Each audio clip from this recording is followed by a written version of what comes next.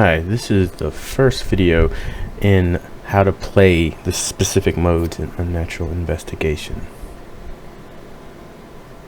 So what we'll do is we'll start off with the original mode, which is the main mode, and I'm going to pick probably the church here. Alright. So, like all the modes, they'll explain pretty much the overview of what you need to do, but these videos will help kind of clear up some of the nuances with some of the things that you may not get. For the investigation elimination missions, those you need to find 3 clues and 5 demonic relics, and then you can actually summon the demonic creature. You'll need to find the clues to figure out what creature you're summoning to help you prepare, as well as to know which order to put the relics in. So these will be quick overviews. I'm not gonna finish out and go to the boss or anything like that. Leave those up to you. And each mode, like this mode, has I believe six or 7 levels. There's a hide and seek mode right now. Currently has 1 level, but by the time the game's out of early access, it'll have at least 5. Then there's the Zombies Ate My Friends, a fun level, silly. Probably have more levels for that one. Right now it has 1. It's kind of like a showcase, but they're really small, really quick, not really scary. They're just for fun. And then the last mode, Haunting, is a larger mode. But okay, first things first, some creatures are gonna try to come get me, like that bear. Now you have a really good view. So do the wolves. So that's gonna be updated in a patch soon, because if you're loading in and your friends aren't in yet, you're gonna get swamped by a bunch of animals. So okay, so first thing is your command center. In the investigation and elimination mode, this is your point of contact. You need to do all of the things. The first thing you should do, especially if you're in a group, is determine what everybody's gonna do. You go to the class machine, the command center, and depending on what key you use, F is the default interact, but you interact and you can choose one of 4 classes. You can change these throughout the whole match. You're not locked into the class, but while you're in the class, essentially it's like you have all the tools and equipment of that class, so that's why you get an advantage of doing the things that are in that class. You also have your ammo switch here. This will be getting updated later as well. Probably something a little bit more simple. You also have traps. Right now there's 3, and those will be helpful for when you're kind of prepping for the boss. So that's the first thing you want to do. Beside the truck, you have ammo and a wolf, apparently. You have ammo that will continuously spawn in health packs. In future releases, I'm working on maybe some more classes, and one of them might be the medical class, where you can kind of have a cooldown and you can drop health pack, and then there might be another class you can drop that. But for right now, especially during early access, they're just there. Alright, so everybody chooses a class. Again, the forensic class is good for examining the body. Engineer can unlock things better. Medium is for finding the ghost, and the occult is for getting the crystals and pretty much interacting with the demon. Another thing you're going to need in this a lot is J, your journal, or whatever you've set the key to. Your first screen in here is your clues. Once you find one, it'll be here, and then essentially you pick the corresponding one for down there, and you'll get the beast that you're fighting, strength that it has, and its ammo weakness. You'll also need to go here, and here you'll see the creatures, but you'll also see the order in which you need to place the relics, and I'll show you that a bit later. Stats, that's coming later. And then you got help, which is pretty much all the things that I'm telling you here, but just in case. Alright, so again, I'm not going to do the entire mission. I'm just going to show you some key points. Like if I was the occult class, I would be collecting crystals, which I probably should have picked that class to show, but let me get this dude out of the way. You collect the crystals, and then you go to this giant pillar of crystal, and yeah, getting messed up, and then you'll activate it. The original versions of the game on the demo, if anybody played that, when you switched to a class, you had to enable and disable specific visions that you had. That's no longer the case. Alright, so I switched to the class. At the bottom right, you'll see weak, average, and strong crystals. There's a random amount of them all over the map. Strong ones will power up that crystal a lot quicker, so you'll need less of them. Average and weak, they just continue to go down, and you can mix and match them. I'll try to find a few just to show you. And the cave is full of random ones. Wolves.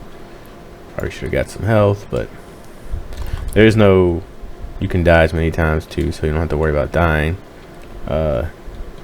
while we're at least in early access. Alright, so this place here is full of crystals. So maybe that's a weak one, yeah, and that's a strong one. Now not all, they're not as easy in all maps, but when you have caves and stuff, they're a little bit easier to find. Alright, you just go up to them, interact with them, and then you're good to go. Now while I'm in here, there is a relic. Collect that with interact as well.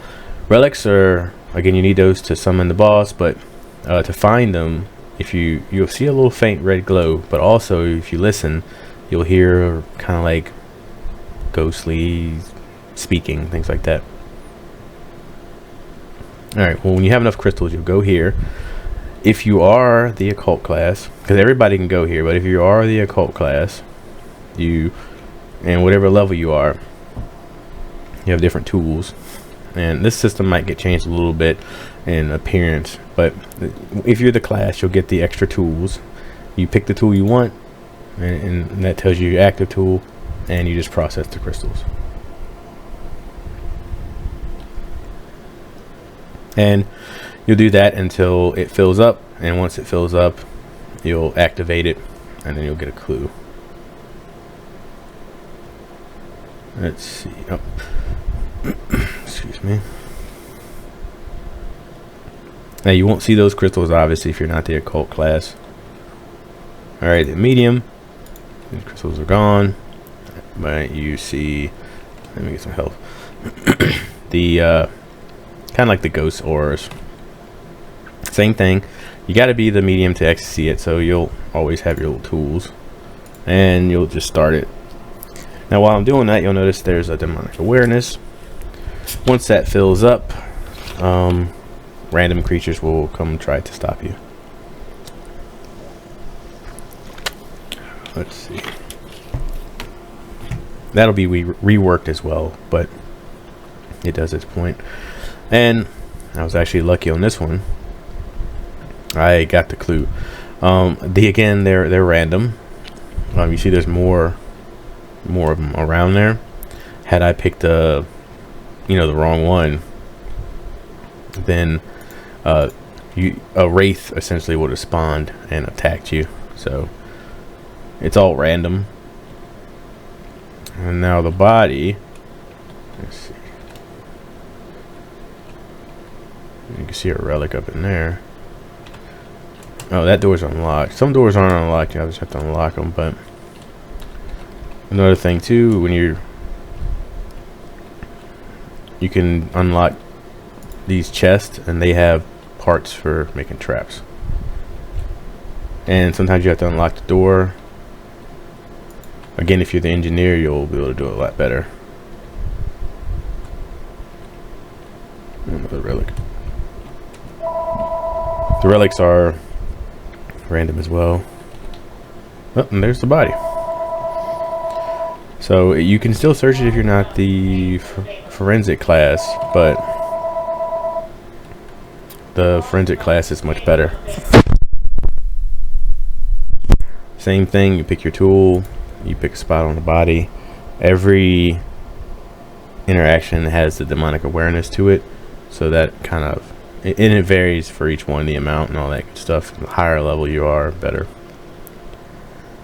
But the examination, you know, if you're a higher level, you have a higher chance of finding the clue right off the bat. So I didn't find it, so you'd keep going through it. I'm not going to do that here. But you'd eventually get the clue, and then you'd have all three. You go to J. See, I already found one, but you go to J and fill them in.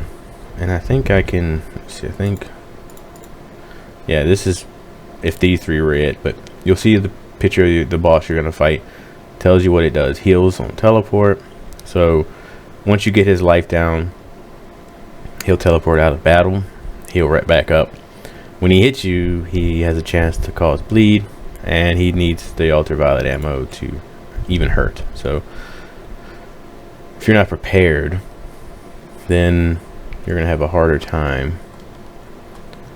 And it's a little bit harder to not be as prepared, because you have to essentially find out what it is in order to know which order to place the relics in. So you're really gonna have to want to mess up to actually mess up. All right, every of these levels will have one of the summoning pillars here. Of course, dude, there he's a rough one here. He's powerful. All right, so I'll eliminate this dude over here before he gets me. He still got me. All right.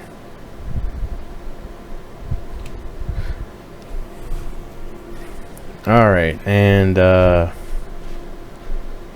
here we go. Once you do have all the relics, they're all numbered here. You essentially drag them to the right order. A button will appear, and then you'll summon the boss. And to find that order, you'd just go here. So if it's the wherever 3, 1, 4, 5, 2.